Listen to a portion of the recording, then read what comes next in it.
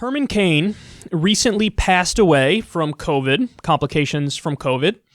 And listen, there's a decent chance he caught it while at a Trump rally. I'm not trying to say that as some sort of like gotcha to Trump or the right. I'm just saying the timeline works perfectly, where there's pictures of him at a Trump rally sitting there. And then it was like a week later or 2 weeks later, something like that, he was in the hospital because of COVID. So, I mean, is it possible he caught it somewhere else? I guess. But we know for sure that he was in an enclosed place with a lot of people around him at a Trump rally, and then soon thereafter, he was in the hospital with COVID. So, he passed away. You would think that would give the right some pause. The Republican leadership, like, whoa. Because there is a strain of COVID denialism happening on the right, and it is so weird. Like, I get it. You love Trump. You want to act like everything's perfect because Trump's in power. I get it. But, I mean, pandemic denialism. There's a lot of dead people, man. There's a lot of dead people out there. You cannot overlook that. My guess is if it was Barack Obama in charge and 180,000 people died from a pandemic, they would have a very different take on it. But Herman Cain, after he passed away, an interesting thing happened where, like a week later or something, his Twitter account tweeted something. And myself and many other people were like, what is going on here? Well, of course, it's, like his family and people he was politically involved with, and so now they run the account. They tweeted just the other day some COVID-19 denialism on Herman Cain's Twitter account, the Cain Gang as it's now called. They said, it looks like the virus is not as deadly as the mainstream media first made it out to be. And then it says underneath, CDC now says 94% of COVID deaths had an underlying condition.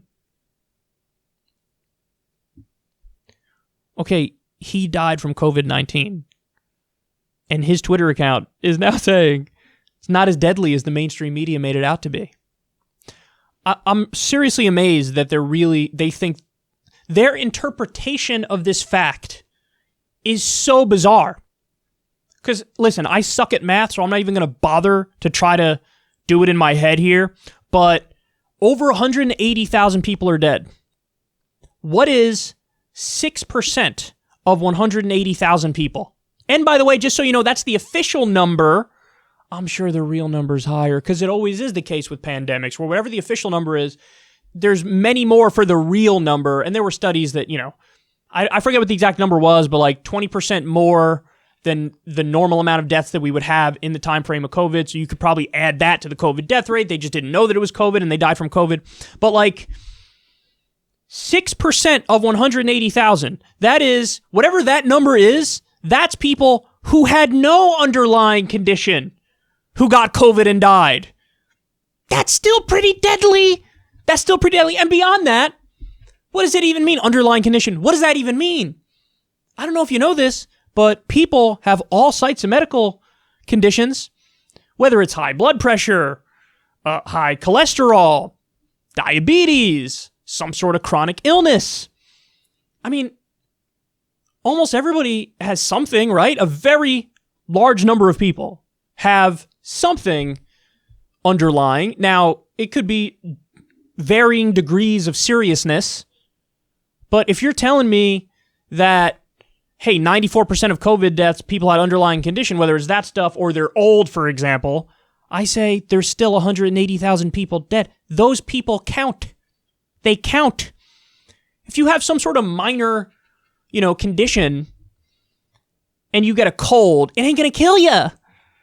You have a minor underlying condition and you get COVID, you might die. The other thing is, and there's been a lot of reporting on this, but blood types are apparently a big thing.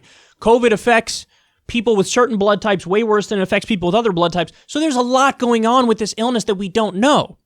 But what we do know is, at least the official number is over 180,000 deaths, and they're downplaying it.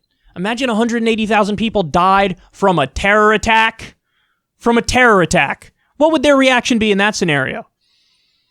I think they think it's serious. Imagine 180,000 people died in riots and looting across the country. Oh my God.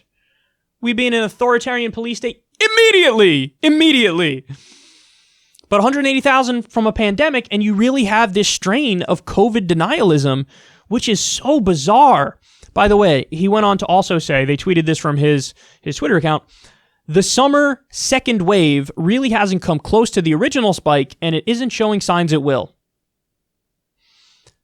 See, this is how you know they're just looking for stuff to suit their narrative, because there hasn't even been a second wave. This is all still part of the first wave. Any expert will tell you that.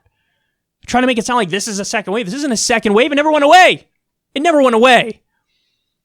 So they don't even know they don't even know what they're talking about.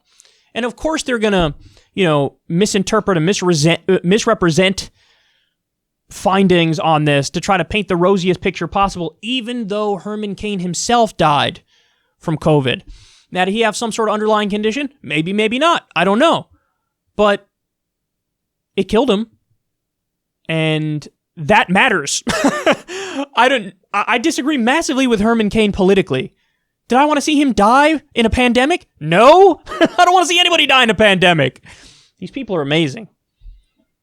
They're amazing. I don't know how we got to the place where it's not just that everything is political, because literally everything is political, so it makes sense to talk about everything as if it's political.